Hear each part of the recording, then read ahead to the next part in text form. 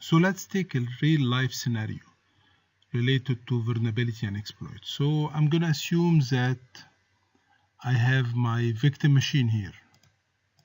Okay, and my objective is to compromise this machine, but based on the vulnerability or the weakness of this system, the weakness in the platforms that they are using, the weakness in any applications, the weakness in the port, any weakness, and I'm going to try to look for an exploit for this weakness and get access. So I'm assuming that you did your homework and you did start by scanning the system, and you are already aware that this victim has a Windows XP machine. So the next step that I need to search for what vulnerability and what weakness has a Windows XP.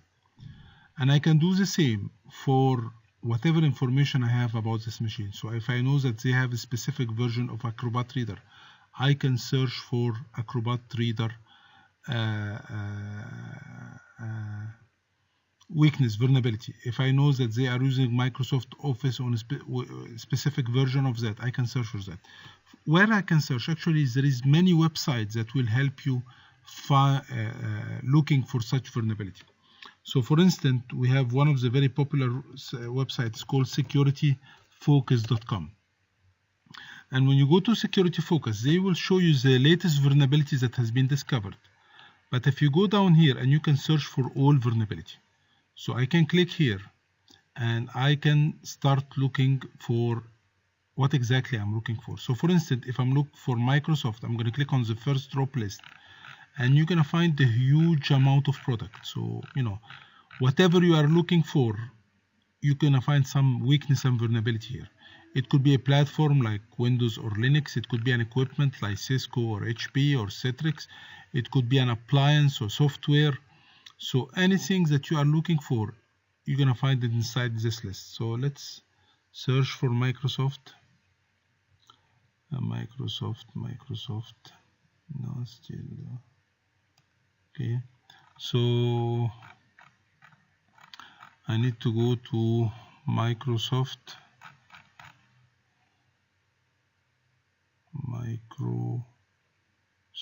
Here you go. And when you choose Microsoft, on the second drop down menu, it will give you all product. So you are looking for a weakness in Microsoft. What Microsoft product? We have a lot of product. I don't think I choose the right one. So no, this is not. Sorry. So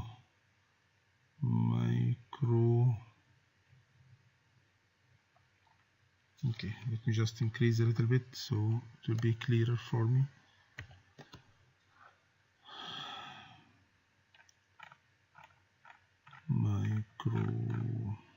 Yep, MI and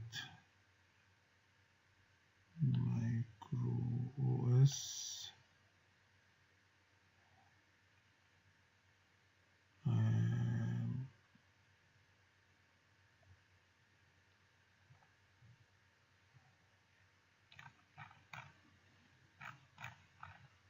Yep, Microsoft.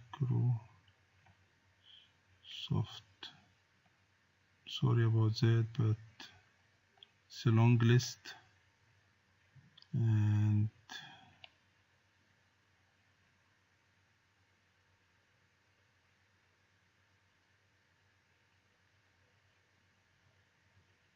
here you go. Sorry. So when you choose Microsoft on the second drop down menu, you will find all Microsoft products. So we click here and we choose anything. So for instance, let's take Windows XP or Windows 7 or Windows Server. So all Microsoft Windows will show here, and we're going to choose, in our case, Microsoft XP. And when you click on the second menu, if XP has different service pack, you will find on the third menu the different kind of service pack. So if I choose, for instance, if I keep it this way, it will give all service pack problem. So you can see that we have a huge amount of vulnerability. And actually, we have around 12 page full of vulnerability. Now let's click on any one of those and let's see exactly what we're going to find here. So if you are looking here, you're going to find on the first page, if you click on the one of the link, it will give you a brief about this vulnerability. And then a discussion. Discussion will show you, will explain to you this vulnerability will lead to what? Will lead to a code execution, so someone can execute code remotely. It will lead to a denial of service. It will lead to, so you have an, and here you're going to find, and this is the interesting part, the exploit. And do you remember we defined the exploit as the program used to hack to the system through this vulnerability. So sometimes they said we don't have an exploit for that, and sometimes you're going to find exploit. And then the solution. And sometimes you're going to say there is a service back or a patch, and sometimes you're going to say we don't have any solution yet, and some reference. Okay. Another website that also gives this kind of information, it's called exploit-db. So exploit-db, it's a website. Yeah, it's blocked here. Let me show it to you how it looks like.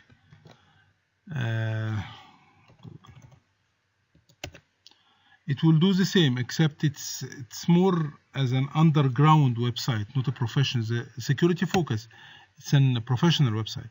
So this site, it looks like this, exploit-db, where you have all the exploit, and is what kind of like effect they are doing, can they be used remotely or locally, and so on. And you can download the exploit. So the only problems that you're going to face that the exploit, most of the time, it's a program written with different language, with C language, with Perl language, with Python language. So unless you have some experience with that, because most of the time you're going to need to modify inside the exploit to be able to fit to the victim. So if you don't have that much of experience, this used to be a problem. Now it's not anymore. After we're going to explain the Metasploit on the upcoming video, you're going to see that you don't need any kind of language experience. But I wanted to show you how we use things before, because you may need to learn a little bit about that, especially when we start talking about the buffer overflow. So on next video, we're going to go through a specific vulnerability and exploit, and I'm going to show you how we use to hack a system using this vulnerability, and then we're going to do that with an automated tools.